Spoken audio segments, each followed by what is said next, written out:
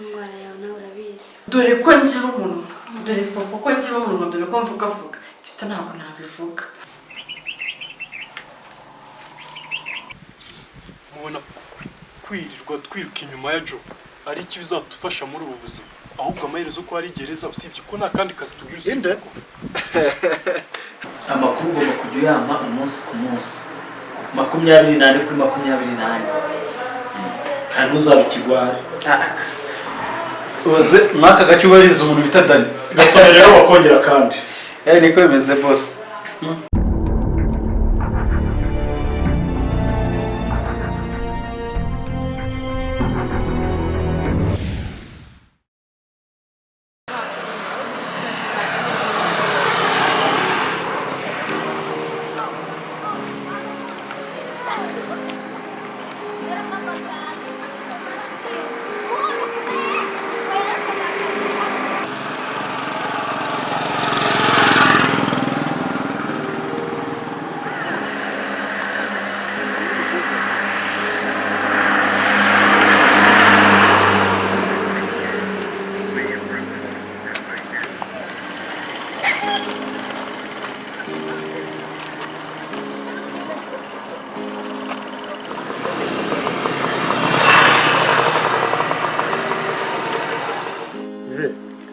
Musi wa mbere se wageze ute mu kazi? Akazi kagenze neza gusa nyine ntabwo biba byoroshye. Birumvikana gusa nyine bizagenda biza gahoro. Yego nandimo kunyuza amaso muri fayiro z'abakozi kugira ngo ngende ushaka kubamenya nyine bizagenda biza. Okay. Noneho reka nshaka kubwira ugenda ure mu bakozi bose hari abakozi bafite imyitwarire ikemangwa. None icyo kibazo ugenda ugikemure ku buryo bitwirukanza. Boss humura nzagerageza uko nshoboye ndatekereza ntabwo bizasaba ko twirukanka.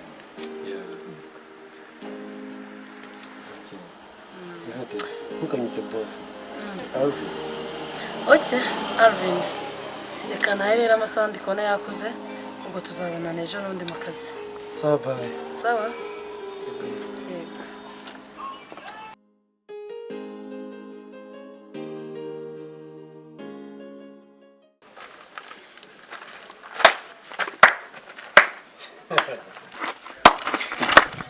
Alvin bisa naho nawe hari impamvu zigiye kongera birapfukana ko njye nawe tugomba gukora ko n'undi nta kibazo dufite kuko se ntacyo. Okay reka mbifate ko nta cyari gihari ariko bisa naho ngiye kukiza. No Joe kugeza n'ubu sindumva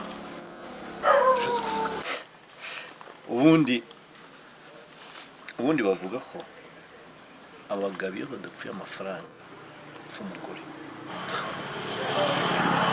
Joe ndumva muri byose njye nawe nta rwego rero kuko twagupfa.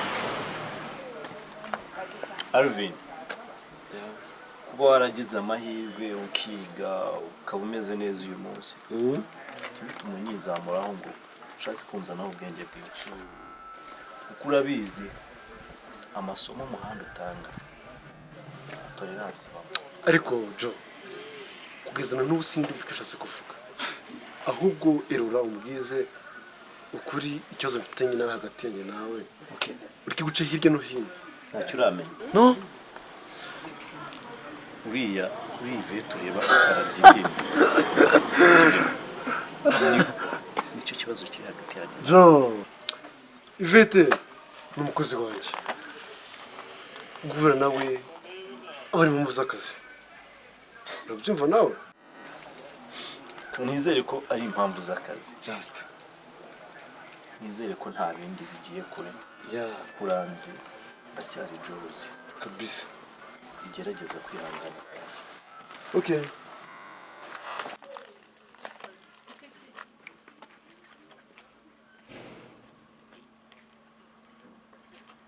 Ese ubundi nako buri gihe cyose mpora amafone nta n'umwanya wo gutereka amafone hasi ese nkawe koko Yvette Karame bibagiye ko ejo ufite akazi none reba uri wibereye mu mafone shaho uvuze ngo Yvette ufite akazi aranyutse shiri akazi kagenze ute shafafa akazi ntatari ubyumve mfite amaraporo menshi wagira ngo umuntu akora agasize nta kintu akoze utangiye kukinubira se mukobwa asha divi ntabwo na kintu birabizi nakabonye nkawe baby shaho courage shiri akazi karabuze ariko si we amakuru ya Joe ariko si fufu buri gihe cyose umubaza amakuru ya Joe nta mwanya wo gutuza ese umubaza amakuru ya Joe ni mama we ni mushiki we uyamubaza ubundi ushingiye kuki ariko narumiye koko ariko se fufu umunsi umwe gusa mpuye na Joe urabona bimereza uburenganzira bwo kuba namenye amakuru ye ndabihamye bako ni muntu ki nivugiraga nta kinavana sinzi impamvu buri gihe cyose ubwo rero abantu tubyihorere hari ikindi oya rwose sinzi impamvu fufu buri gihe cyose aba kubaza amakuru ya Joe amakuru ese urashaka ngo ajye guherekeza kureba Brinora ariko si ubwo ngubwo nibyo mugiye kubipfa koko mwagiye mugerageza kwiba oya reka mubwire Yve Divine sinzi ikibazo bafite mba numva yabipanitse byamubangamiye nk'aho ari we biba biriho arega shafafa mfite ubwoba ko Yvette yaba nka Nadia cyane ko na Nadia bahuye ari umukobwa witonda ese Divi Nadia byamugendekeye gute sha Yve ni birebire ntabwo nabona uko mbivuga ahubwo kanye kwitegura hari umuntu twari dufitanye gahunda maze gusubira ubu ugiye koko ubundi wambangamiraga n'ubugambo bwashize ahubwo se fufu rata tukiri aho John mu ntoki takayemo se mukobwa oya sha ntabwo natakayemo ahubwo nyine ngiye mbonye John mbambara n'umusore akuze nyine ari mu buzima bugoye ariko kandi iminota mike twamaranye sha namurebye mbona n'umusore w'umutima mwiza shamva mubwire Yve John ntabwo muzi cyane gusa icyo nzi cyo ni imfubyi nta babyeyi agirana n'abo yigeze urabyumva neza yakuriye ku mihanda y'inaha rimwe na rimwe aba ari umwana mwiza ku rundi ruhande akaba afite urugomo ko ndi kumva mbabaje cyane se buriya fufu sha kandi disi abana nka bariya usanga nta rukundo bigeze bagira muri bo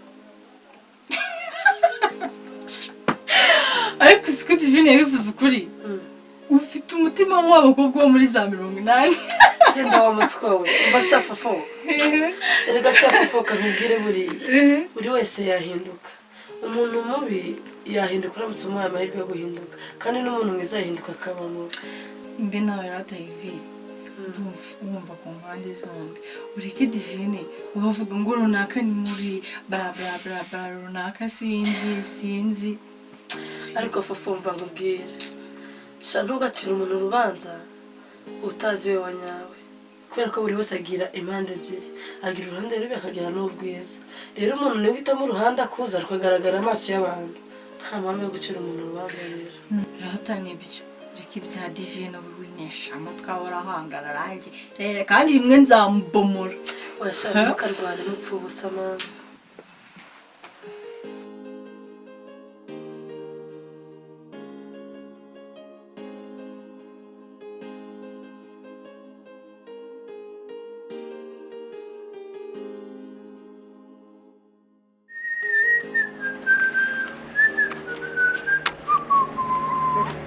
Joko urumva uri mu byishimo cyane byagenze bite mani hari ukuntu wumva kari mugasubiramo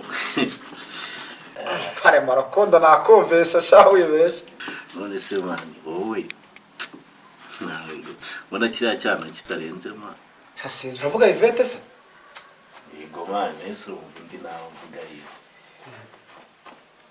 reka nkubwire Jo nubura ubwenge uramwana bakamugutwara n'Imana izaguta ahubwo mani vuze ibyo bintu ndibuka uzi yuko Yvette akora muri kampani Alvin ayobora ntukajya mbwira mari karakaje mu gihe sigaye nkanga siko gagiye kuza gutwara uriya mwana ntago bibaho mani mwanza waranyibagiwe muzonga mani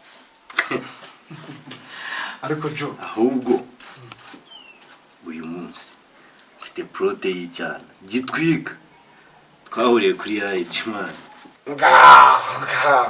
tangiye kumuca inyuma se kandi akano kanya ese bani muca inyuma twari twanakundana uwo muntu aca inyuma umuntu bataranakundana jo wigeze umwana w'imihanda koko untegereze gusa sajo genda twikene nta kundi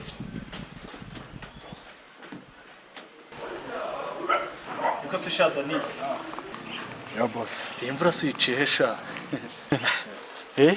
ntabwo mfatiye mu nzira Samuel wateze ariko n'indaho gato kabisa ari kumfata aho mpaye makuru rero umbwiye unzaniye boss azi ubushize twe twavuganye twahuriye mu kabari dufite story nyinshi tunaseka ariko uyu munsi naje ndiseriye sibyo mba nshaka se nibishaka ariko bitandukanye n'ibishaka kuko birenze cyane kabisa akazi kakunaniye mbimenye si ukunanira ahubwo ngendagira ngo dukorane vuba vuba ko nawe ndakeka uyu munsi ariseriye sibyo se mba nshaka nyine ngaho mbwira gusa amafaranga yanjye ari hafi ntubizi uko dusanzwe tubikora ariko boss nk'uko twavuganye akazi si ngombwa ko ngasobanura ko uza akazi wampaye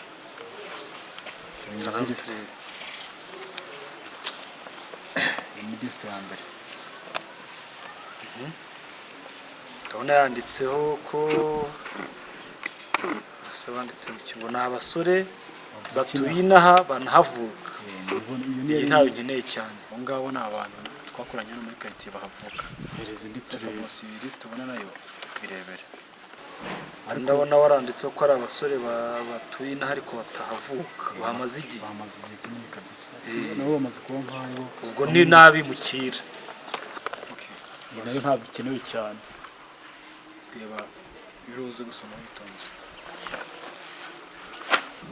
Yesu ko mbona ngo handitseho ngo ni abantu batuye inaha ariko batazwi iyo bakomoka byo byifashe bituruka ndebe liste niyo basore tubabona hano gusa ntituzi inkomoko yabo ntabwo tuzi niyo baturuka gusa izina yabo se yose none se rero ndabona ubwo ari ibyo umuntu yashakira muri abo ariko nabyo ndabona bidasobanutse ushaka gusobanura ibindi se kuki baguzwa bite bose nsigaje inkuru y'umwe ya nyuma ari nayo isa nkaho ariryo zingano ry'amakuru yabo bivuze ngo usigamo amakuru igice boss amafaranga yanjye ari hafi ese ntabwo uzi uburyo twishyuranamo boss ni akagurupe k'abasore bane nta muntu ujya upfa kubamenyera urabyumva amazina yabo Pazo, Bruno, Joe na Max Joe niwe usa nkaho ari mukuru muri bo nicyo wabaza buri muturage wese hano abazi mu kugira izina rimwe kandi bose nta babyeyi bagira n'imfubyi bose urumva wifuza kumenya amazina yabo asishaka rero nabwo akazi mbona utari umunyabwoba none nkaba mbona watitiye bose utagira ubwoba ari ikigoryi kandi ngenda uzuye mfite mu mutwe ndatekereza bose nizanjye nigendere ntabwo uzi uburyo dusanzwe twishyuranamo se genda ndaza kubikora bose naragenda ikintu kimwe nawe ntitwigeze tumenyana twigeze tunahura sibe mu mutwe wawe ikintu aho nanjye nizanjye siko nizere ko nta bindi bibazo bizigira biza hagati yanjye nawe ngubu sinkuzi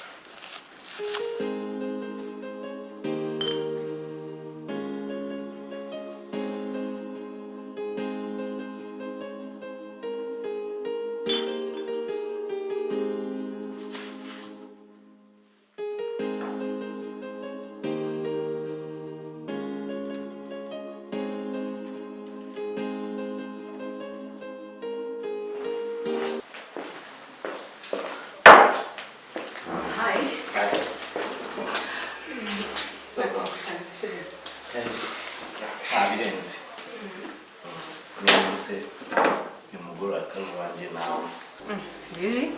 Wow, mbega byiza.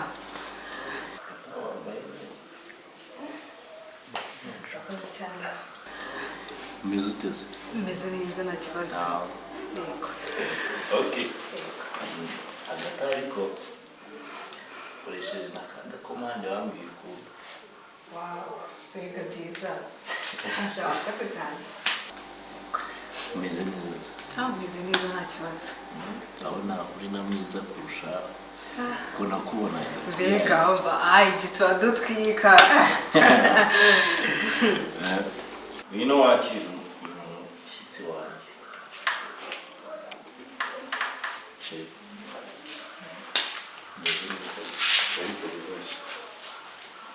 ubaze icyo afasha ngenda nywa amazi ahantu se ni heza cyane ntari bireka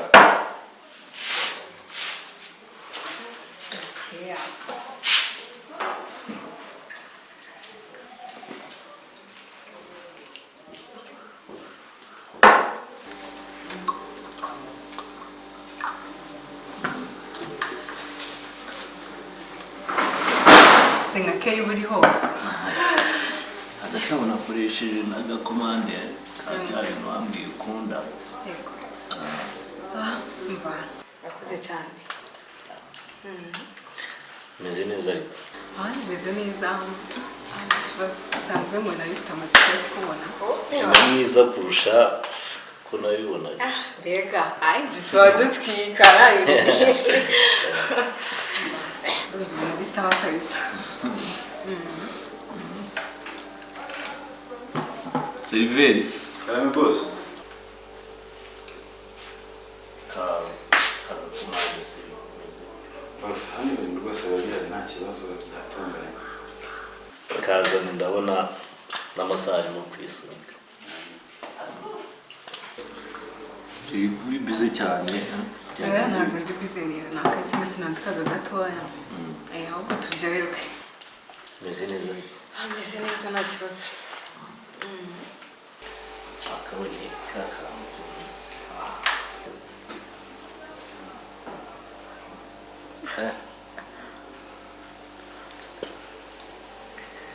hano haba ka burushete karyoshye ndabona kameze neza kabisa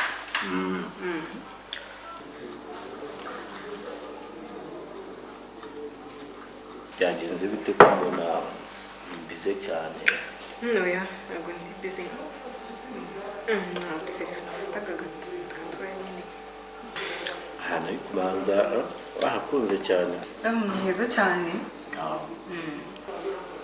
ni heza hari n'amashami ushatse twanarara mbega wowe twaba twihuse cyane ubwa mbere duhuye urumva twahita tujya mu byo kurara se nivugiraga dawe uretse ko nta n'ibirenze kuba twarahuriye kuri AIG numva tumaze kugenda tumenyana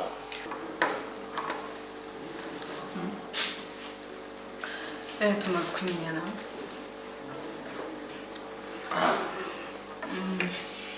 ahubwo kanze gatoya mbanza njye kuri tuwarete ndaje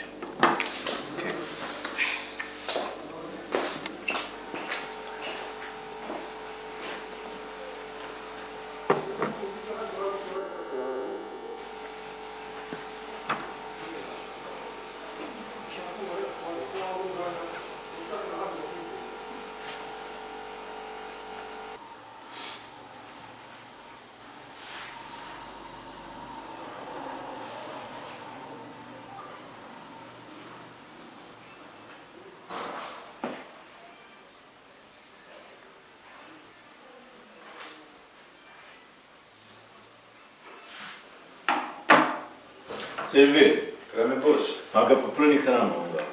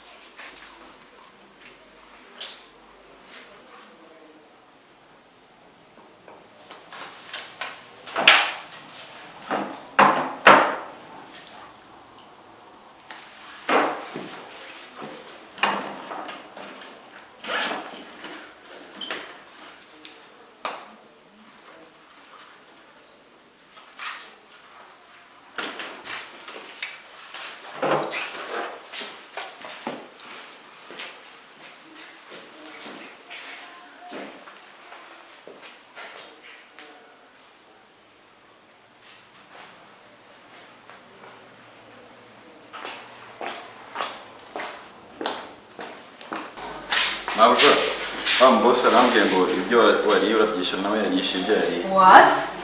Wowe iki yagiye se? Aratashye. Mbega umuntu n'iki gipapuro yacyandikiye nde? Ki wateganyaga kunkura ngaho isa bikuye he?